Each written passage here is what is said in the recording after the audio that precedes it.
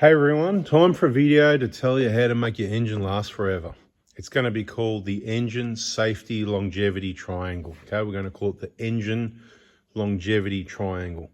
This is the battery triangle just here. Keep it charged and you'll matter if you've got a Petrol V8 or a 120 V6 or one of those diesel engines. These diesels, 1 KD FTV and a 150 Prado. Or if you've got a 120 Prado diesel with a 1 KD or a 1 KZ or whatever, this information is the same for all of these engines in any motor vehicle. Now, I haven't thought about this too long, so I could be wrong. So bear with me. Tell me, do you agree? Let me know in the comments. Yesterday I was driving and I went, I don't know what I was thinking about. And I had this epiphany, we're going to call it epiphany, about the engine longevity safety triangle. And there's three things that matter, and not everybody will understand why. They just think it's all about oil changes. Isn't that maintenance? That's all I've got to do, isn't it? Just do the oil changes. I've looked after it so well. Now, there's probably 10 aspects of looking after your engine, really. But the main three, the engine safety longevity triangle, I'm going to call number 1, lubrication. Number 2, temperature. Okay. And number 3 is tuning. Okay. So, and I haven't made any notes on this, so what did I just say? Lubrication, temperature and tuning, right? Or lubrication, tuning and temperature, or whatever order you want, right? I can make up other things, little things to add in, but these are the main three things, right? Okay, copy? And although it does vary between petrols and diesels, what lubrication you use and how often you need to change it and what the reasons are for contamination to that lubrication and therefore the reasons why you need to change it. Temperature still matters, lubrication still matters, and tuning still matters. It's just totally different how you tune a petrol engine to how you tune a diesel engine. And if you've got a newer vehicle, you might just think, oh, yeah, I don't need to worry about any of this stuff. I'll just take it back to the dealer and let the kids service it, right? And look, you might get lucky with that, and there might actually be some technicians there and some people that know what they're doing, take some care and don't forget things. But with the amount of money you spend and you're going to the dealer, you better hope that, you know, things go your way. Say your prayers that everything's going to be all right. Or you can listen to the video, put up with the waffling and learn some stuff. A lot of these things are going to seem fairly obvious. I'm not going to spend too much time on lubrication, but a little bit more on temperature and then even more on tuning, I think was the plan. But let's just see, because I've got no notes. Okay, so lubrication is pretty obvious. It's, you know, we're talking about engines here, and oil is the lifeblood of any component, whether it's your transmission, your diff, whatever. Things like diffs, pretty simple, crown wheel and pinion, it's spinning around, it's got oil in there, happy days, right? It needs to be a bit heavier because high speed, it's going to generate some heat, some big bearings, all this sort of thing. So totally different oils for different jobs. Make sure you use the right oil. That's going to be important. Now, these engines are tough and they're not too fussed about what oil you put in them, and it's going to depend what climate you're in and how many kilometers and how you use the vehicle, short trips, long trips, towing, whatever, and all those variables. So we're not going to go into that in this video, but what's really important to understand is with the diesel, so the petrol and the diesel, they both need their lubrication. And remember what I said, it's the lifeblood. You want this engine to live, it's the life of the engine. So understanding that, you know, you don't want to waste oil on one hand. So we used to say 5,000 K oil changes, and that all started back with 1 KZs because the book actually said that. Diesels were filthy and the oil just got black as anything, and 5,000 K is crazy. These 1 KDs, the common rail, much cleaner. The problem making the oil dirty was the EGR, but a lot of people have got a solution for that, which keeps the oil cleaner. And then I can pretty much say that you can leave your oil for 12 months. 6 is probably better, but you know, it depends how many Ks you're doing. If you're only doing 2,000 or 3,000 Ks, because you've got a few cars or something like that, and you want to leave it 12 months, just like the oil sitting in the container on the shelf, it's not going to make any difference to your diesel. But understand with your petrol's running on petrol, it's not running on diesel. Diesel is oil, right? So, yeah, whatever. It doesn't really contaminate the oil too much and make a big difference, to be quite honest, okay? The petrol is different, okay? I'm not going to go into the names of all the horrible things that's in it and that it produces, but you got a cold engine, clearances, running rich to get it to warm up quicker, particularly in the petrol engine. They really rev them up. If you haven't noticed, you know, have you noticed in the V6 here or in the petrol or in your own petrol engine, particularly in V6s and V8s, Toyotas, whatever, you start up and revs and you hear all the engine fan and all this sort of thing. Right, this is all really running rich and there's a heap of fuel blowing past the rings and everywhere it's not meant to go. and it contaminates your oil, and this is what wrecks your engine oil, and then the engine oil is deteriorated. Long story short, we weren't meant to be spending long on lubrication. This is what doesn't lubricate your engine properly or as well anymore, and it ruins the seals as well, which is what causes oil leaks. So lubrication is important. Let's not muck around. On my cars, I'll leave the Hilux, if it's only done 3,000 Ks for a year for whatever reason, because I've got too many cars, I'll leave it for a year and I've got no issue. I feel really good about that. I could do it every 6 months anyway, but I'm draining out oil that just looks too good. It's like a waste of time, right? So, but in this thing, I got it in about November 24. First thing I did is took it back and dropped the oil, dropped the sump, checked that did an oil change. And guess what I did again? I think it was around about March or April, so only 3 or 4 months later, not even. Yep, another oil change, because it's doing a few short trips, starting up, working on it, this and that and the other, whatever. So the point is, I don't mind doing oil changes every 4 months, 6 months max. On my petrol engines, the oil will be done within every 6 months, okay? The old rule, 10,000 Ks or 6 months, with 10,000 Ks or 6 months, 10,000 Ks or 6 months, whichever comes first, if I can even say it right, but you know, edit that, whatever. But this one, it's going to get oil even less than 6 months. It's going to get it about every 4 or 5 months, you know, whenever I remember. Just give it another oil change. We do put posts up on our Facebook group sharing those awesome oil deals that are half price and that sort of thing, and other people do as well. And thanks for doing that, because when I see it, I go and get some as well. I'm just looking behind me at some of my oil stock here. It's bloody beautiful. It's all, you know, get it half price or close as possible too. Oil is much cheaper than an engine. Moving on from the lubrication, I didn't want to do that. Lubrication, what else? We've got temperature. So your cooling system, temperature, and air cooling as well. So air comes in through the grill, you know, so there's grill here, right, you know.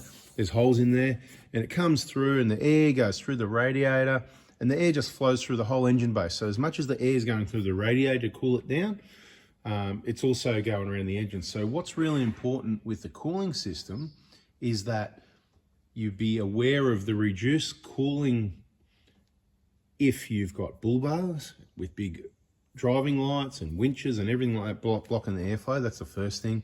Other modifications, auto coolers and things that are added in front of the radiator, some of them quite large, reducing substantial amounts of flow through the cooling system. And whether it matters or not, you're going to need to look at things like your scan gauge and see where your temperature is getting to. So with your engine oil, we've talked about how often you need to change it, give you an indication on that. More detail in other videos, maybe more detail coming soon. Subscribe, turn the bell and blah, blah, blah. But with the cooling system, something like a scan gauge or some other tool, you can get them quite cheap, whatever, eBay specials. I don't care what you use. I use the scan gauges. AZ Scanners, one of the leading scan tool suppliers in Australia, whatever. If you ever want to get any customer service, if you have problems, it's a good place to go. You spend a bit more, $200 or $300, $400 each, depends whether you're getting a scan gauge 2 or 3 or whatever, or there'll probably be a scan gauge 4 soon, Bluetooth. That'd be interesting, wouldn't it? Why have they got to have these leads there? I mean, you know, anyway, that's another video. So the point is, cooling system, you don't want your radiator to be blocked. So, you know, you need to know what the temperature, what everything's running at. I'm going to have another video soon talking about cooling system, because I just recently learned something about 1KDs that I didn't know for like 20 years. That's about how long they've been around.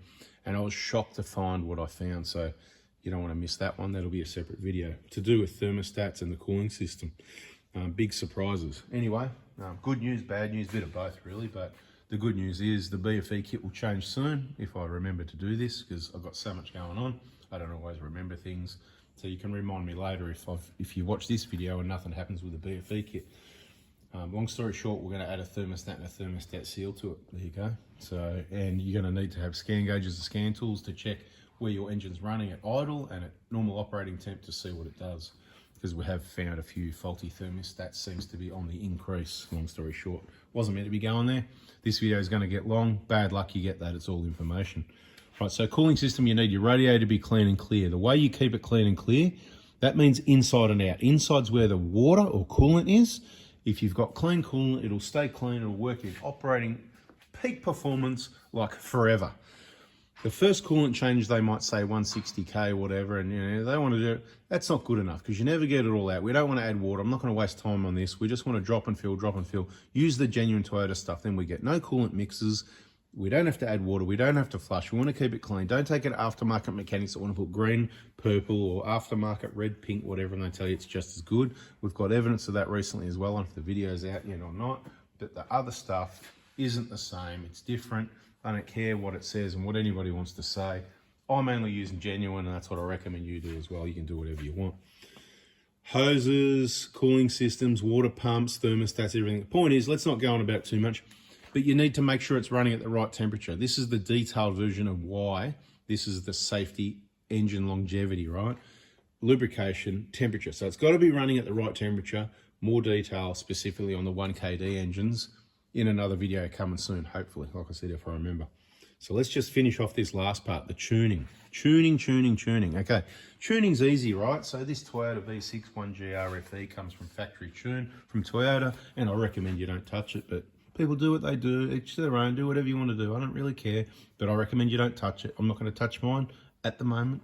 And I'm not saying you can't do a better job, but to do a better job, you'd really need to do some training and spend a lot of time self-education and doing and practicing and understanding. And some people, they just go for it, mate. They just change this, change that, chuck it in there. It's a rocket ship, and it's just not right. So careful who you go to get tuning done. I recommend against it, because at the moment it's a really clean tune. It's for longevity. So when we say tune up on a vehicle like this, a petrol engine, bit different. The older engines, it was change the points, set the points gap, set the timing, blah, blah, blah, all sorts of stuff, you know. Clean carbies, rebuild carbies eventually when there was problems, floats and whatever, right? We don't do that anymore. It's fuel injection, right? Now, petrol injectors, generally you don't have trouble with unless you let them sit around, like having a car that's on dual fuel gas, because then they get cooked, they're not operating, and they just get hot, and it's like they get cooked. So that's how to wreck your injectors. Just don't do that. Don't put it on dual fuel. Don't do gas, and you'll look after your engine. We're talking about making engines last.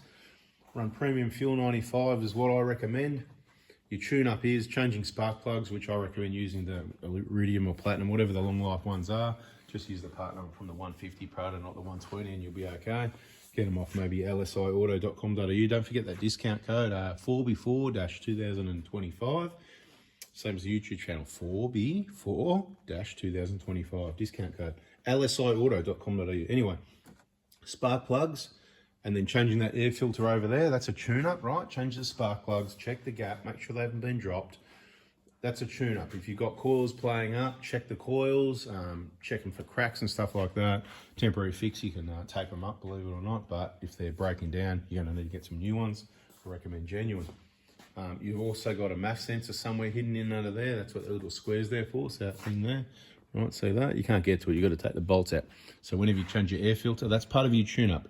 Changing the air filter and cleaning the MAF sensor. Okay, it needs to be clean. And that's what I'm getting to next. Tune-up, that's all it is on a petrol engine. It's changing the air filter, changing the spark plugs, as long as the coils are okay.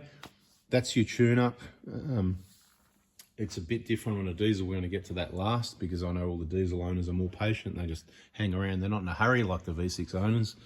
So, but look, most of the V6 owners are gone already, and the V8 owners, they were gone ages ago, right? So one of the most important things is the sensor. So that's what people miss. You take it somewhere, they do the spark plugs, they do the air filter, one or the other, or both, whatever they do, and there's sensors around the place that aren't accurate and working right, so things need to be clean. And I'm not going to waste any more time on it, being specific about sensors, makes and models, or whatever, but the key is spark plugs, ignition leads, coils, air filters, and all your sensors on your engine to make sure your petrol engine's running right. Diesel's a bit different, pretty simple as well, but you can't go and change the spark plugs because there isn't any, okay? Diesel's a bit different. I'm not doing how diesels work in this video. Petrol's ignited by the spark. Diesel is ignited by the heater compression. Pretty obvious stuff for most people that already know, but not everybody does. Now, same sort of thing. Change the air filter over here, clean the MAF sensor over here. If it's blocked up, it's going to be trying to suck air. It's going to be putting the fuel in for the performance that you're asking for with your right foot, and it's not going to get the air, and it's going to put all the black smoke out the back, right? That's how it works. That's what happens. Not good for a number of reasons. Not good for your engine. Not good for anything, right? So tune up on this one is, like I said, and it's the sensors as well. You got to make sure all your sensors are working right. In this case, just quickly, the map sensor, it has a filter on it over here, which some people delete. Some of them are cracked, some of them are dirty, right? So it's kind of like that filter is another filter that needs to be changed periodically. If you've got a dirty old standard EGR on any diesel, once you fix that up, you might want to put a new filter on your map line, Recommend that. And once you've got it all clean, you won't have that filth coming up the line, which is why the filter's there to stop it from getting into the sensor. So don't muck around with the sensor, because you probably damage that as well and cause other problems. But one of the biggest ways I've left to the end of the video is text me Monday mornings, 7:30 a.m. when you need an injector kit, because that is the real way to do a tune-up on a diesel. And you know what? I don't really care who comes to me for injectors or not. It's the people that waited till the end of the video to get the deals and get the good news, because they're the most loyal, wise, and smart people. Yeah, I guess you're just attracting the right people, don't you, right? So injectors, right? So diesel, it's just an engine. It's 4 cylinders. It's a tough engine. People wonder why, oh, you know, crack pistons, whatever. Well, this is the tuning. If you leave your injectors there for 200, 250, 300, 350, 400, 500, 600, 800, the longer you leave it, the worse it is, okay? So you get, once again, I'm going to say little 4-cylinder engine, big 4-wheel drive, heavily modified towing.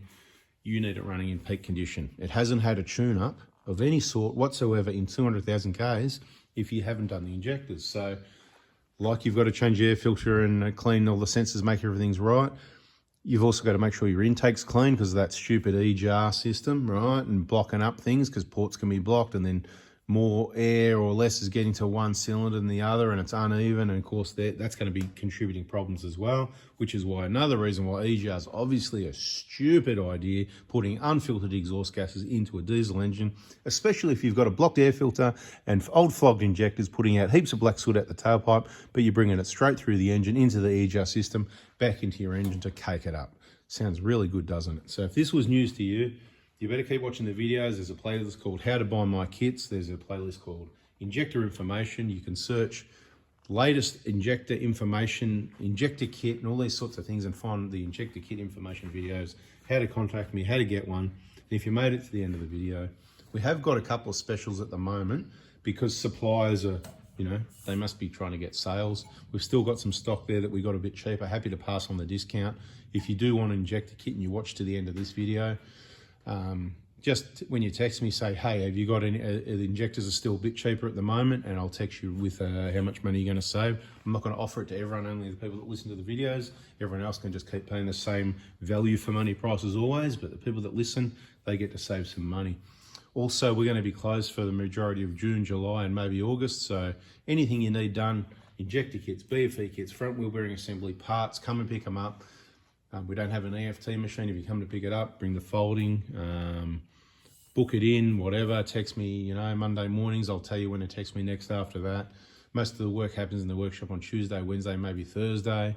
And May is all systems go to get that done. I don't know when this video is coming out. It could be too late. Maybe I'll need to drop this one out soon. It's a bit of a long one. Maybe we'll get it out soon. Yeah, mate, trips to do, people to see, places to be. Can't be in the workshop all the time. So I warn you, I do as I say as I do. And I'm saying May is the month to get stuff done. And if it doesn't happen then, there'll be some emergency opportunities in June and July, just because places to be, people to see doesn't mean I'm never around and I haven't got people in the workshop that can help out. So there might be maybe a week at the end of June or something like that, and a week at the end of July or something like that, or I don't know when yet. I'll let you know on the Petrol Hospital Facebook page. Stay tuned on that page.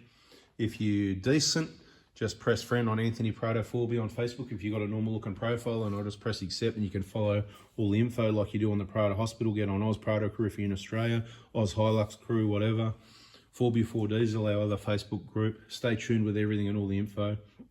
And yeah, injectors is the obvious biggest thing that is going to change the tuning of your engine and engine longevity, other than normal remaps and tunes that people do that I recommend against, because they, like I sort of touched on, a lot of them really don't know what they're doing. They just start tweaking things and see what happens and go for it, and that's great, but that's not really going to work out long term. You can be lucky.